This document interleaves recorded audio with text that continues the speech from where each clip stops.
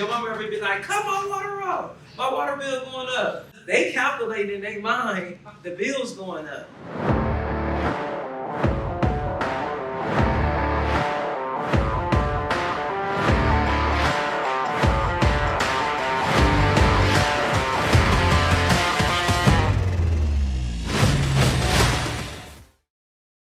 You don't need this stuff to live. They're not necessities.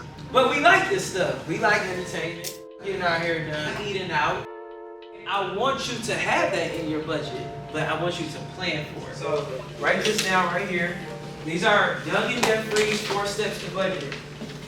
Right? And write these 2 down here.